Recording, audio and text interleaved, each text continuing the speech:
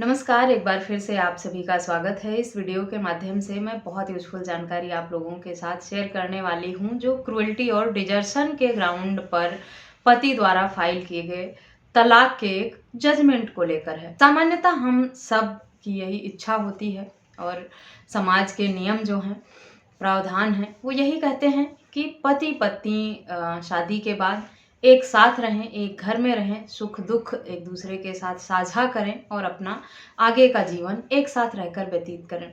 लेकिन अगर किसी वजह से, किसी विवाद के चलते, मतभेद के चलते उन दोनों में अलगाव हो जाता है, शादी के बाद दोनों में से किसी एक की साथ रहने की इच्छा नहीं रहती है, अलगाव होता है, तब उनके पास विकल्प सिर्फ डाइवोर्स का होता है। बात जब डाइवोर्स की आती है तो पत्नियों के पास बहुत विकल्प रहते हैं कोर्ट में केस करने का, तलाक लेने का, लेकिन पति लोगों के पास बहुत ही कम विकल्प रहता है कि वो अपनी बात कोर्ट के समक्ष रख पाएं और अपने हक में फैसला ले पाएं। आज का ये जजमेंट भी इसी तरह का है, जिसमें एक 12th पास पति अपनी ग्रेजुएट पत्नी क्रूरल्टी और डिजर्शन के ग्राउंड पर तलाक की मांग की थी।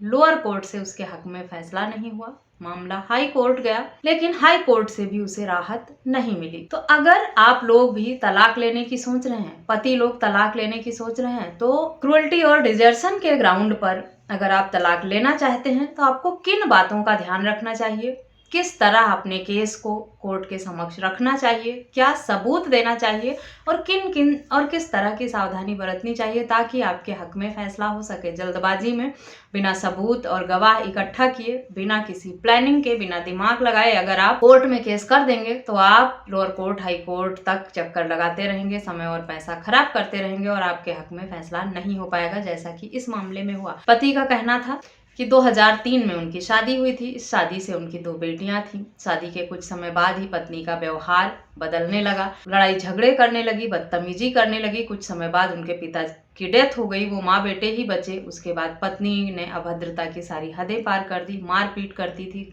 अभद्र शब्दों का इस्तेमाल करती थी, गर्म चाय उठाकर फेंक देती थी पति के ऊपर, दोस्त और रिश्तेदारों के सामने भी बेइज्जती करती थी, गालियां देती थी। इस सब तरह के आरोप पति ने लगाए थे पत्नी पर।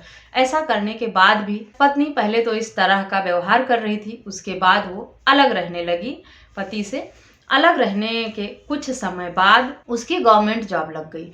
सरकारी नौकरी मिलने के बाद पत्नी ने साफ मना कर दिया पति के साथ रहने के लिए। पति का कहना था कि जब वो नौकरी मिलने के बाद उससे मिलने और बात करने की कोशिश करने लगा, तब उस महिला ने कहा कि वो किसी 12वीं पास व्यक्ति के साथ नहीं रह सकती है।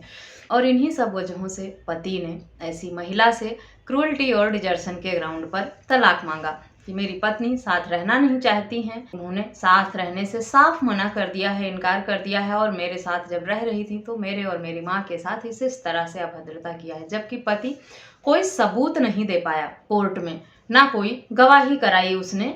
जिन लोगों के सामने महिला ने अभद्रता किया है, इसका आरोप लगाया था, सिर्फ भाई की गवाही दिलाई थी।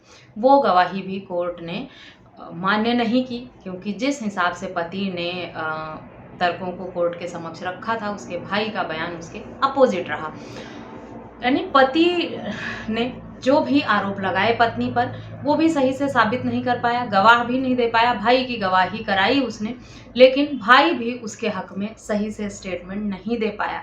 पति ने जो भी गवाह रखे थे, कम से कम जिस तरह की गवाही करानी है, जिन तर्कों, जिन तथ्यों को भाई से कहलवाना है, उससे अवगत तो कराना था। उस भाई से जो गवाही दिलाई, वो जो उसमें लिखी हुई बातें थी उसके विपरीत थी। जो दोस्त, रिश्तेदार, पड़ोसियों के सामने दावा किया था बदतमीजी का, उसका भी कोई सबूत नहीं दे पाया। इसीलिए लोअर कोर्ट से तो उसके हक में फैसला हुआ नहीं, हाई कोर्ट तक मामला गया। हाई कोर्ट ने भी पति के हक में फैसला नहीं दिया, उसको वहां से भी राहत नहीं मिली, क्योंकि पति ने जिस तरह से तर्क और तथ्य रखे वो पर्याप्त नहीं थे। वो ये साबित नहीं कर पा रहे थे कि पत्नी ने उसके साथ क्रूएल्टी की है या डिजर्शन का ग्राउंड है। डिजर्शन का ग्राउंड जो पति ने लगाया, उस पर पत्नी का ये कहना था कि उसकी सरकारी नौकरी है और वो गवर्नमेंट जॉब में रहने की वजह से वहाँ से आकर रह नहीं सकती है पति के साथ, जबकि जहाँ पत्नी रह रही है वो पति के घर से सिर्फ 60-70 किलोमीटर की दूरी पर है जगह। और दोनों बच्चियों के साथ पत्नी वहाँ रहती है। अगर पति घर बसाना चाहता है, रहना चाहता है, अपनी बच्चियों से मिलना चाहता, तो बीच में कभी आ सकता था, जबकि पति गया नहीं। पति कहता रहा कि मैंने बहुत कोशिश किया, बहुत बार फ़ोन किए, पत्नी ने इंटरेस्ट शो नहीं किया, लेकिन पति ये साबित नहीं कर पाया। कोई कॉल डिटेल तक निकाल के कोर्ट के समक्ष नहीं रखा पति ने, जिससे ये साबित हो सके कि उसने इतनी बार कॉल करने की कोशिश की है। पति अपनी कही हुई बातों को साबित नहीं कर पाया, इसीलिए उसके हक में फैसला नहीं हुआ। तो ये ध्यान रखें कि अगर आप क्रुएल्टी के ग्राउंड पर तलाक लेने की सोच रहे हैं या डिजर्शन के ग्राउंड पर तलाक लेने की सोच रहे हैं, तो आपको पर्याप्त सबूत देने होंगे कोर्ट के समक्ष। जैसे इस मामले में पति ने कहा था कि माताजी के साथ मार पिटाई की, अभद्रता की, गाली गलौज करती है, उसकी रिकॉर्डिंग कर लेता पति, ऑडियो रिकॉर्डिंग, वीडियो रिकॉर्डिंग। या माँ उसकी बुजुर्ग थी, उसके साथ मार पिटाई कर रही थी वो महिला, तो सीनियर सिटीजन एक्ट में उसके खिलाफ कंप्लेंट करनी थी। बुजुर्ग महिला के साथ अगर बहू हाथापाई करती है तो उसके अगेंस्ट कठोर सजा का प्रावधान है सीनियर सिटीजन एक्ट में। क्यों पति ने कोई कंप्लेंट नहीं की, बूढ़ी माँ मार खाती रही? कोर्ट को लगा कि ये सारी बातें पति ऐसे ही कह रहा है, कोई सबूत नहीं है इसके पास। अगर कोर्ट के समक्ष, मैं बार बार यही कहती हूँ, कोर्ट कही सुनी बातों पर फैसला नहीं करता है। आप जो बात कह रहे हैं, जो तर्क दे रहे हैं कोर्ट को, उसके लिए आपको सबूत देना पड़ेगा। इसलिए इस बात का ध्यान रखें। अगर आप कह रहे हैं कि महिला ने बदतमीजी की, हाथापाई की, पड़ोसी रिश्तेदारों के सामने मिसबिहेव किया, बदतमीजी की, घर में अभद्रता कर रही है, तो उस सब का प्रूफ आपको देना पड़ेगा। जिन जिन व्यक्तियों का नाम आपने शामिल किया है, उनकी गवाही करवा दें कि उनके सामने इस तरह की बदतमीजी की गई है।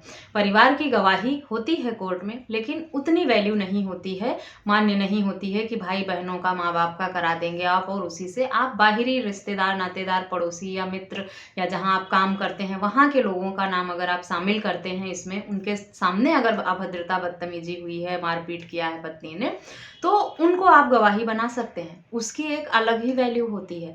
तो अगर आपने इस तरह के आरोप लगाए हैं पत्नी पर या इस तरह का हवाला दिया है, तो आप उन सारे विटनेसेस को कोर्ट के समक्ष लेकर आएँ, वहाँ गवाही कराएं, वो लोग इस बात की पुष्टि करें कि बदतमीजी हुई है, मेरे सामने हुई है, इस तरह की हुई है, तभी कोर्ट मानेगा आपकी बातों को।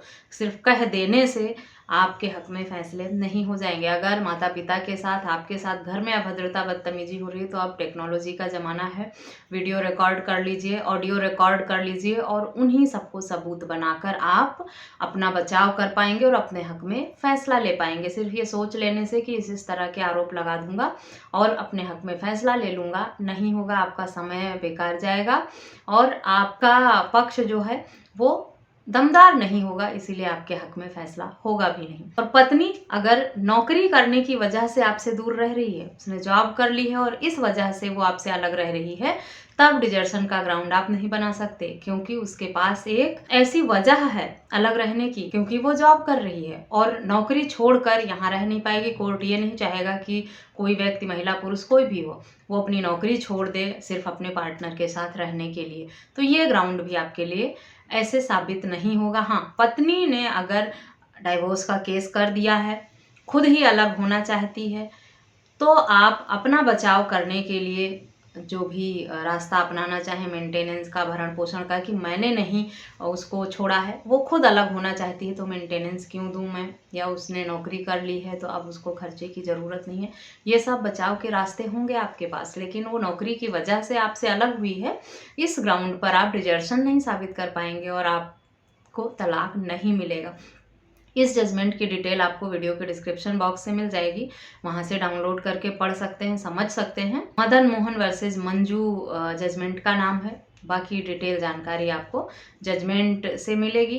डिजर्शन और क्रूल्टी और प्रताड़ना के ग्राउंड पर तलाक लेने की सोच रहे हैं, तो आप इस जजमेंट को बहुत अच्छे से पढ़ लें, ताकि आपके माइंड में जो भी डाउट हैं वो क्लियर हो जाएं, आपको ये समझ आ जाए कि किस तरह के एविडेंसेस बनाने हैं, आपको किस तरह के सबूत रखने होंगे कोर्ट के समक्ष, तभी आपके हक में फैसला हो पाएगा। इस वीडियो में बस इतना ही, मिलते हैं नेक्स्ट वीडियो में, तब तक के लिए थैंक यू एंड बाय।